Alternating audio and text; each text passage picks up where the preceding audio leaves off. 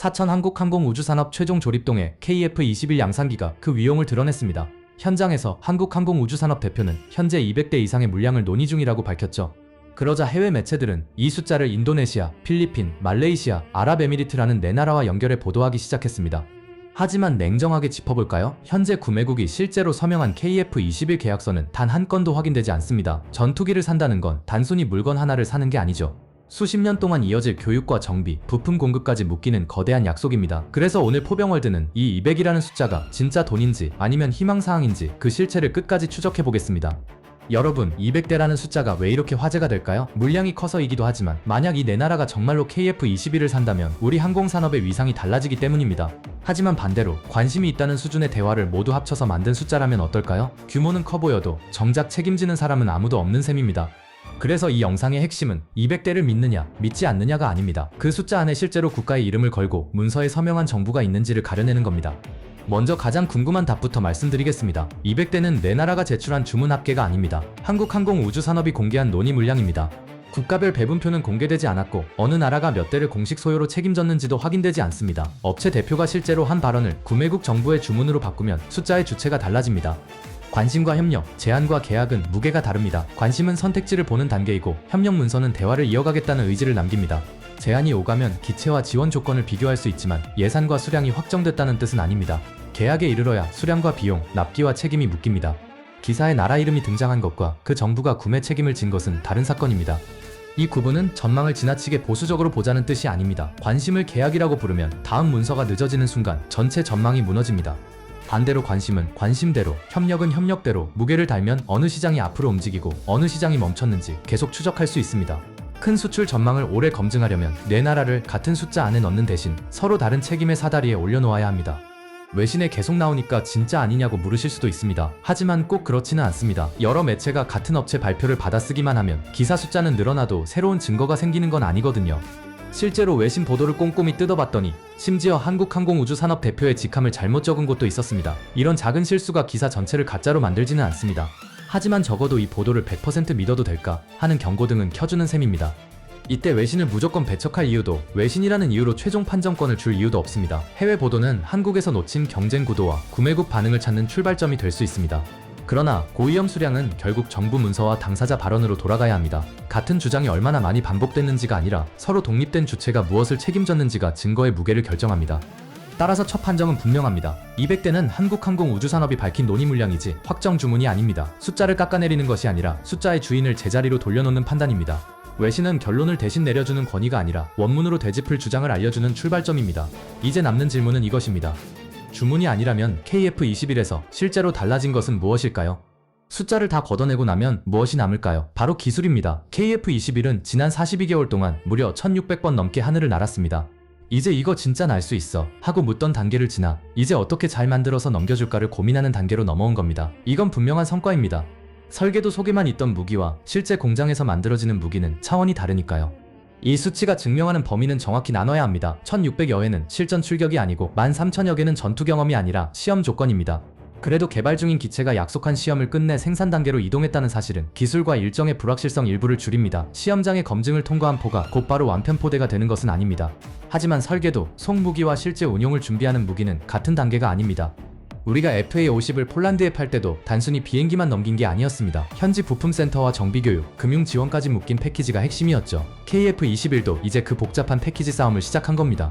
수출 상담에서 공급자가 보여줄 자료도 미래의 약속만이 아니라 시험 기록과 생산 계획으로 바뀝니다. 여기까지는 한국의 공식 자료로 확인됩니다. 하지만 구매국이 이 성과 때문에 판단을 바꿨다는 직접 자료는 없습니다. 개발 위험이 줄었다는 사실과 해외 구매 결정이 내려졌다는 주장은 분리해야 합니다. 이 차이를 놓치면 두 가지 극단으로 갑니다. 개발 시험을 끝냈으니 해외 수출도 사실상 끝났다고 부풀리거나 계약이 없으니 개발 성과도 아무 의미가 없다고 지워버리는 것입니다. 확인된 답은 그 중간에 있습니다. KF-21은 더 이상 완성 가능성만 설명하는 기체가 아닙니다. 하지만 해외 고객에게 운용 성과와 계약 이행 능력을 증명하는 단계는 아직 남았습니다. 그러면 인도네시아와 필리핀, 말레이시아와 아랍에미리트는 모두 같은 단계에 있을까요? 짧은 답은 아닙니다. 인도네시아에는 정부 간 양산 협력 의지와 확정 계획 부재가 함께 있습니다. 필리핀에는 복수 제한과 자금 문제가 있습니다. 말레이시아는 공식 사업화 전에 비공식 검토 단계입니다. 아랍에미리트에는 제한된 범위의 협력 의향서가 있습니다. 접촉은 존재하지만 확인된 KF-21 구매 계약은 어느 곳에도 없습니다. 가장 긴 사업 관계를 가진 인도네시아부터 보겠습니다. 한국과 인도네시아의 정상 공동 성명에는 KF21 양산 협력을 이어가려는 의지가 담겼습니다. 정부 사이 협력 채널이 살아있다는 뜻이고 단순한 언론 추측보다 무거운 자료입니다. 이 문서만 보면 내 시장 가운데 계약에 가장 가까워 보일 수 있습니다. 같은 인도네시아에서 나온 다른 설명은 속도를 낮춥니다. PTDI는 내부 논의가 진행 중이지만 확정된 조달 계획은 없다는 취지로 답했습니다. 공동 생산 구조 조정과 완제품 구매 가능성도 함께 거론됐습니다. 보도된 16대는 계약 수량이 아닙니다. 협력 의지는 확인되지만 수량과 가격, 예산과 서명이 붙은 구매 계약은 확인되지 않았습니다. 인도네시아의 현재 위치는 협력은 살아있고 구매는 미정인 상태입니다. 정부 공동 성명만 고르면 성공 확정으로 가고 조달 계획 부재만 고르면 사업 붕괴로 갑니다. 두 자료를 함께 놓으면 협력의 깊이와 구매의 확정도가 같은 속도로 움직이지 않는 시장이라는 답이 나옵니다. 구매국은 기체뿐 아니라 자국 산업 참여와 기술 협력, 비용과 책임의 분담까지 조정하기 때문입니다. 관계가 오래됐다는 사실은 대화의 문을 열어줍니다. 그러나 그 문을 계약까지 자동으로 밀어주지는 않습니다. 공동 생산의 범위가 바뀌면 누가 비용을 부담하고 어떤 공정을 맡으며 기술 협력의 책임을 어디까지 질지 다시 조정해야 합니다. 인도네시아 사례가 중요한 이유는 수출이 기체 선택 하나로 끝나지 않고 거래 구조 전체의 선택이라는 사실을 가장 선명하게 보여주기 때문입니다. 나머지 세 시장에는 더 강한 구매 책임이 붙었을까요? 필리핀은 KF-21을 포함한 복수의 전투기 제안을 검토해온 실제 경쟁 시장입니다. 기존 한국항공우주산업 항공기 운용 경험은 교육과 지원의 친숙함을 높일 가능성이 있습니다. 그러나 KF-21은 기존 경전투기와 체급, 운용비, 무장과 정비 요구가 다릅니다. 익숙한 업체의 제품이라는 이유만으로 다음 전투기까지 자동 선택되지는 않습니다. 인도네시아가 돈과 기술의 문제라면 필리핀에는 돈과 지원의 문턱이 기다리고 있습니다. 필리핀의 가장 분명한 병목은 자금입니다. 미국이 승인한 F-16의 가능한 판매는 20대이고 최대 추정 패키지는 55억 8천만 달러였습니다. 체결된 계약도 아니고 KF-21 본체 가격과 바로 비교할 단가표도 아닙니다. 필리핀 국방장관은 해당 제안이 승인된 예산 상한을 넘고 자금이 문제라는 취지로 설명했습니다. 2026년 현대와 재원으로 보도된 400억 페소도 전액이 전투기 구매에 배정됐다고 볼 수 없습니다. 가능한 판매 승인은 지원 요소가 포함된 최대 추정 패키지이고 현대와 재원은 여러 전력 수요를 감당해야 하는 돈입니다. 둘을 나눠 KF-21과 F-16의 유불리를 계산하면 분모가 다른 숫자를 비교하게 됩니다. 이 자료가 보여주는 것은 특정 기종의 승패가 아닙니다. 필요한 전력을 어느 금융과 지원 구조로 지속할 수 있는지가 필리핀의 문턱이라는 사실입니다. 이게 왜 중요하냐고요? 아무리 좋은 차도 할부 조건이 맞지 않으면 살 수 없는 것과 같습니다. 필리핀에서 가격은 기체의 숫자표 하나가 아니라 운용 가능한 전력을 만드는 전체 부담으로 나타납니다. 당장 구입할 수 있어도 교육과 정비, 부품과 후속 지원이 이어지지 않으면 전투력을 유지하기 어렵습니다. 반대로 지원을 넓게 묶으면 패키지 규모는 커집니다. 그래서 공개된 경쟁기 패키지를 KF-21 본체 가격과 직접 맞붙이는 계산은 승자를 알려주지 않습니다. 실제 질문은 필리핀이 어떤 지원 범위와 금융 구조를 승인할 수 있느냐입니다. 말레이시아는 공식성이 더 낮습니다. KF-21 관련 장기 검토와 예상 물량이 보도됐지만 구매국이 공식 사업으로 확정한 문서는 확인되지 않았습니다. 공개 국방 계획만으로 KF-21이 선정됐다고 볼 수도 없습니다. 공개 본문에 이름이 없다는 이유로 완전히 배제됐다고 할 수도 없습니다. 현재 허용되는 표현은 비공식 검토 가능성까지입니다. 아랍에미리트에는 한국과 아랍에미리트 공군 사이에 포괄 협력 의향서가 있습니다. 공개 범위에는 KF-21 훈련 참관과 운용부대 방문 같은 협력 채널이 포함됐습니다. 아무 접촉도 없다는 주장과는 맞지 않습니다. 그러나 의향서는 구매 계약이 아니며 공개된 구매 수량도 없습니다. 대규모 도입이나 공동 생산으로 판단을 올리려면 별도의 구매 문서가 필요합니다.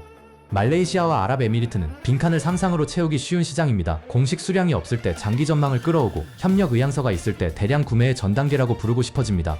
하지만 그 순간 검증은 희망의 합계로 바뀝니다. 두 시장의 책임 수준을 올릴 자료는 구매국 명의의 공식 사업 문서와 후보 선정, 수량과 예산을 책임지는 후속 문서입니다. 그 전까지는 가능성을 열어두되 확정도를 올리면 안 됩니다.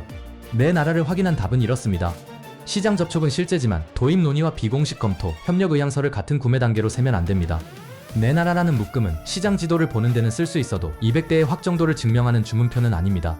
이제 시청자의 첫 답도 달라져야 합니다. 처음에는 개발을 끝냈고 업체가 200대를 말했으니 내 나라의 구매가 가까워졌다고 생각할 수 있었습니다. 국가별 문서를 확인하고 나면 남는 표현은 훨씬 좁습니다.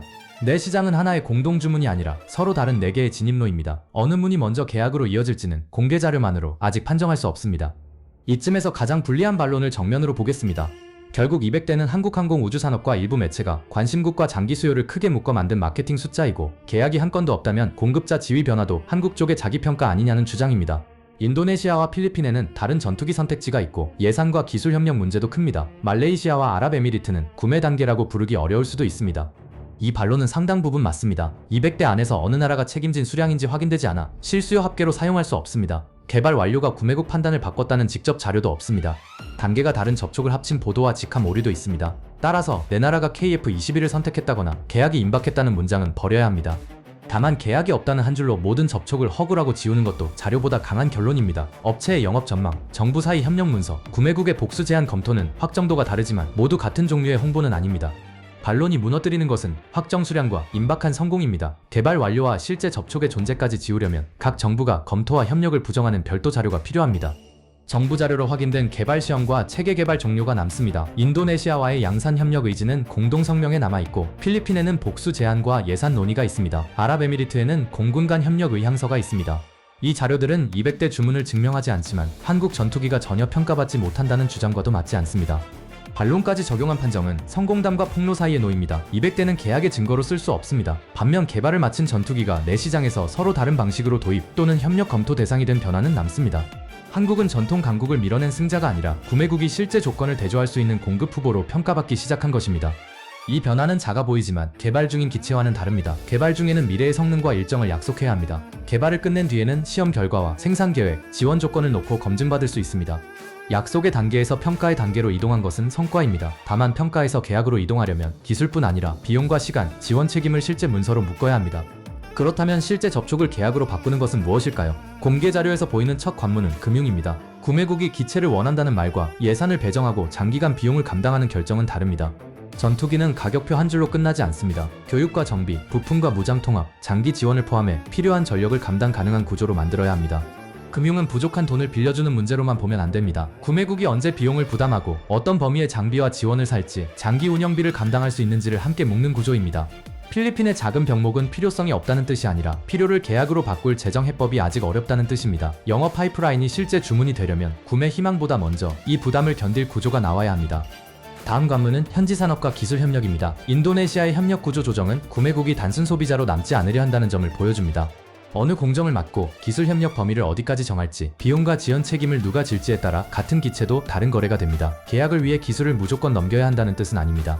공급국이 지킬 범위와 구매국이 요구하는 참여 사이에서 지속 가능한 선을 찾아야 합니다. 후속 지원도 계약 뒤에 덧붙이는 서비스가 아닙니다. 조종사와 정비사를 어떻게 교육할지, 부품을 언제 공급할지, 장기간 개량을 누가 책임질지가 불분명하면 구매국은 기체를 받아도 전력을 유지하기 어렵습니다. 기존 한국항공우주산업 항공기 운용의 친숙함은 출발점이 될 수 있습니다. 하지만 더 무겁고 복잡한 KF-21의 지원 능력은 다시 증명해야 합니다. 전투기는 인도식에서 완성되는 상품이 아닙니다. 부품이 끊기고 정비가 늦어질 때부터 공급자의 진짜 책임이 드러납니다. 구매국이 묻는 것은 기체를 받을 수 있느냐만이 아닙니다. 고장이 났을 때 누가 언제 복구하고 개량을 얼마나 오래 책임질 것이냐입니다. 기존 수출 경험이 소통의 진입 비용을 낮출 수는 있어도 KF-21의 장기 가동 능력을 대신 증명하지는 못합니다. 여기에는 공급국의 책임도 들어갑니다. 구매국 요구를 모두 받아들이면 비용과 기술, 국내 일정의 부담이 커질 수 있습니다. 공급국 조건만 고집하면 구매국이 원하는 산업 참여와 금융해법을 놓칠 수 있습니다. 첫 수출은 많이 양보하면 되는 문제가 아니라 양쪽이 오래 감당할 책임의 경계를 설계하는 문제입니다. 마지막 현실성 시험은 납기입니다. 한국 공군은 2028년까지 40대, 2032년까지 80대를 더해 총 120대를 배치할 계획입니다. 이 숫자는 수출용 재고가 쌓였다는 뜻이 아닙니다. 국내 인도와 초기 운용이 먼저 기다리고 있고 수출 일정은 그 생산 계획과 함께 맞춰야 합니다. 생산 라인의 기체가 보이는 것과 해외 고객이 요구한 날짜에 완전한 운용 패키지를 넘기는 일은 다른 증명입니다. 생산량과 실제 납품 속도도 같은 말이 아닙니다. 조립을 마친 기체가 있어도 시험과 수락, 교육과 지원 준비가 함께 끝나야 구매국 전력으로 넘어갑니다. 국내 일정과 수출 일정을 따로 약속할 수 없는 이유입니다. 수출 물량을 크게 제시할수록 한국은 얼마나 많이 만들 수 있느냐뿐 아니라 국내 전력화와 해외 고객의 시간을 동시에 지킬 수 있느냐로 평가받게 됩니다. 좋은 기체를 완성하면 고객이 따라온다는 설명만으로는 부족합니다. 공개자료상 첫 계약의 관문은 기체 성능뿐 아니라 금융과 현지 산업, 기술 협력과 후속 지원, 납기입니다. 성능은 후보가 되기 위한 바닥입니다. 하지만 후보가 계약자가 되려면 구매국 정부가 예산과 산업 정책, 운영 책임을 함께 승인해야 합니다. 어느 조건이 어느 나라에서 가장 큰 비중을 갖는지는 공식 제안 요청서, 즉 구매국이 공식적으로 보낸 요구 목록과 협상 자료가 공개돼야 알 수 있습니다. 한국의 과제도 분명해집니다. 더 큰 전망을 반복하는 것보다 국내 인도와 초기 운용에서 신뢰를 쌓고 구매국마다 다른 조건에 답해야 합니다. 첫 고객을 잡기 위해 국내 일정이나 장기 지원 책임을 흔들면 다음 시장의 근거가 약해질 수 있습니다. 수출 성과는 계약서 한 장뿐 아니라 그 계약을 이행할 수 있다는 증명까지 포함해야 합니다. 이 지점에서 한국은 단순한 판매자가 아니라 책임의 설계자가 됩니다. 구매국의 예산과 산업 요구를 맞추면서도 국내 전력화와 기술의 경계, 장기 지원 능력을 지켜야 합니다. 어느 한쪽의 요구만 크게 받아들이면 첫 계약은 가까워 보일 수 있어도 지속 가능한 수출 기반은 약해질 수 있습니다. 한국이 수출 강국으로 평가받으려면 큰 숫자보다 이 균형을 실제 운용과 계약 이행으로 보여줘야 합니다. 이제 다시 질문해보죠. 4개국 200대 어디까지가 진짜일까요? 정답은 이렇습니다. 200대는 확정 주문이 아니라 한국 항공우주산업이 발로 뛰며 만든 영업 파이프라인입니다. 시장의 접촉은 사실이지만 국가별로 온도차가 큽니다.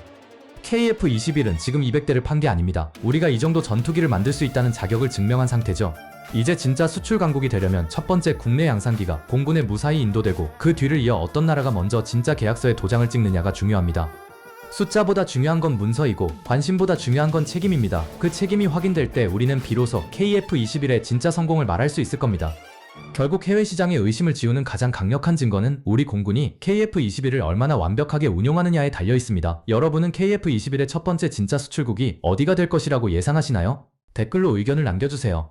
감사합니다. 포병월드였습니다. 좋은 시간 되셨다면 구독과 좋아요를 부탁드립니다.